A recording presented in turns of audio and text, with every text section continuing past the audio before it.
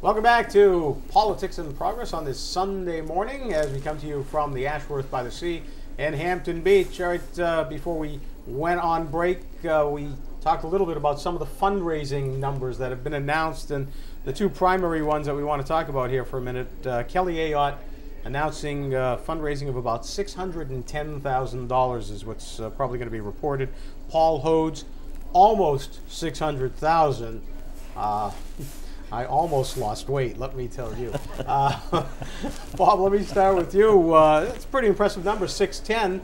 How does that compare with Hode's almost 600 for, again, an incumbent who's already got those Washington ties? Well, I think if you look at Kelly's number, the most impressive is the amount of money she raised from in-state New Hampshire. Yeah. I think that says an awful lot about how people want to support her. The 610 overall is a great number to start with. This is tough economic times. And we all know that there are people down in Washington who are pushing for other candidates, and I think they might have blocked a little bit of money. But all in all, I think Kelly has shown that she's the candidate to beat. She's got an awful lot of support, and people are willing to actually put their money up to make sure she goes all the way. Dean, should Hodes have had a bigger number based on his position and his standing with the Democrats? I mean, you can make the argument either way that, yes, he's been at this for a while now. He should have had it wired so that he would be able to raise more money. On the other hand, as I mentioned before, he got in real early. Yeah. People know he doesn't have any challengers. It's tough economic times. It's sort of, you have to make sure you get your supporters mobilized. And I think for Ayotte, she needed to do two things. As Bob mentioned, she needed to show she could raise money in New Hampshire, and also show she could raise enough to be competitive for a general election, and she did that. I think that the Hodes' use of the almost 600,000, so you get a little ribbing for that because he is an incumbent. But we've got a long way to go. I'll be very interested to see how Ayotte does in the next couple of quarters, whether she can keep her momentum going. Steve, did she need to come out of the box with a big number? I think it was important for a few reasons. One is this is a nationally watched race. You know, one of the things when you're running in a high-profile U.S. Senate race, your competition, if you're Kelly Ayotte, is not Paul Hodes so much right now. It's other major Republican candidates around the country for other key U.S. Senate seats. There are national donors that are trying to figure out where are the best investments, that is to say, the best chance to hold a retiring, like the Judd Gregg seat, or to take over, like in Colorado, where the former lieutenant governor, a Republican woman, had a very impressive month. To try to beat an incumbent Democrat. So there's a lot of national competition, and I think that both Hodes and Ayotte, who raised actually probably very similar amounts of money, one a little over, one a little under 6, both did what they had to do this quarter, but we got another year to go. So they got to continue what is going to be a breakneck pace, a multi-million-dollar campaign. But Dean, with the other potential Republican candidates that are probably going to get into the race, has this set the bar high? Is it unattainable, or is that a number that Ovid, Sean, anybody else who might jump into the race can attain? Well, I think in their case, it would be potentially a difficult situation.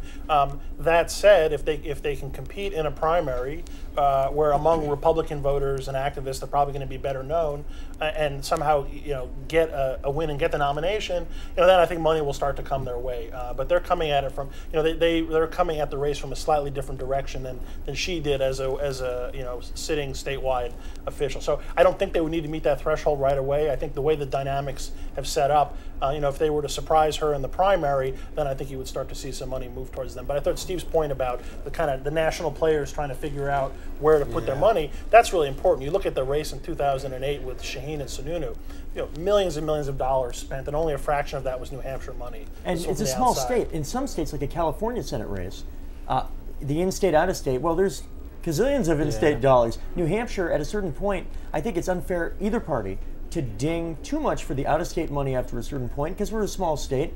That's the way it is. One thing I would say about Sean Mahoney, Sean has less pressure as well, because Sean likely has some of the resources that would be necessary to be able to write that first check to close some of that gap. And I think that Kelly and other Republicans know Sean could self-fund at least the beginning stages of such a campaign, better than most candidates could. Bob, you were a candidate 2 years ago. A lot of people in that field with only so many dollars out there.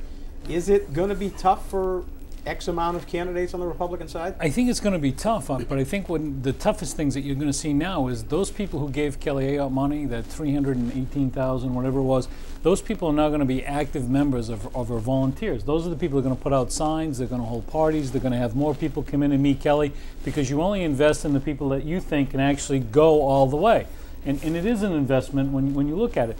Those who can write their own check, they can write their own check, which buys them signs and advertisement, but it doesn't buy them those people on the ground that have to do all that other work. So I think it's going to be next to impossible for people to actually catch up to Kelly.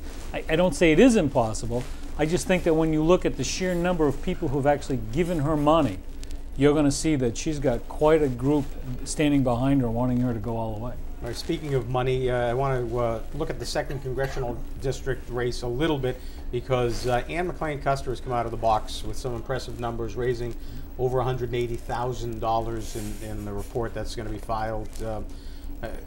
It pales in comparison to Katrina Swed, who has a bank account full of about $880,000, much of it left over from previous campaigns, but $180,000 in that first report, that's not a bad number, Dean. No, absolutely. I think that it shows that she's for a House seat, for a congressional district, that's certainly a sign of viability, that she could be a competitive candidate. You know, Katrina has that large amount of money, but she hasn't officially gotten into the race yet either. And so at that time, if that happens, you know, then she'll have an advantage. But I think it's a very good sign for Ann that she was able to raise that kind of money. Well, could she compete financially with Katrina?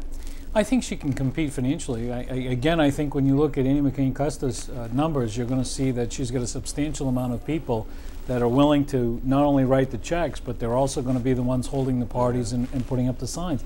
I think that's going to be key in this coming race. Steve, you know them both? Sure, yeah, and impressed with them both. They bring fairly different styles, backgrounds, and to some extent positions on some key issues in the Democratic primary. One thing I would say, the money matters, but as long as you can meet a certain minimum threshold in a primary environment where only about 35,000 people will actually decide who the nominee is, you need the big money for those ads and all in the general election. But in the primary, it's not about TV ads, because so few people are going to vote in your primary that actually would see these ads. It's 30,000 people. So if you have enough money to penetrate and have a good field campaign for that kind of primary, and that's the kind of primary it will be, you're going to be all set, and they, I think, will both have plenty of money to run that kind of sophisticated, small turnout, ground-based primary. All right, we have less than a minute before we have to take a break, but Bob, just want to talk about the newest members of the Republican campaign who have jumped into the 2nd District since we were on last Sunday. Charlie Bass has now indicated that he's probably going to run, and Jennifer Horn looks like she's going to give it another shot. Well, what does that do to the field? Well, I think Jennifer Horn said it best. She said that Charlie Bass is in the wrong race. He got his butt handed to him by Paul Hodes way back. And Jennifer Horn also says that it's not time for an insider to run. Well, she's become an insider. Since her last run for Congress, she has done nothing but be a party insider. So really what she's done is cleared the field for a new guy named Bob Guida, who isn't a party insider, who's new to the field, and I think will bring a whole new perspective to the CD too. Dean, real quick. Yeah, we haven't heard much about Bob yet. It'll be an interesting addition. I think if the primary ends up being about sort of conservative purity, you know, she has a good shot. If Bass is able to make an argument about he's more electable given the demographics of that 2nd District and the way they've moderated, I think that helps him. Plus, he's already confirmed that he'll get his seniority back if he's reelected, so he's going to use that as a card as well to play. Steve, 10 seconds. Yeah. Well, they both got their clock cleaned at different times by Paul Hodes, so much for that. If it's about electability, Bass would seem to be the more electable general election candidate. All right, healthcare numbers. We'll run those numbers coming up when we return. You're watching Politics in Progress. We're at the Ashworth by the Sea in Hampton Beach.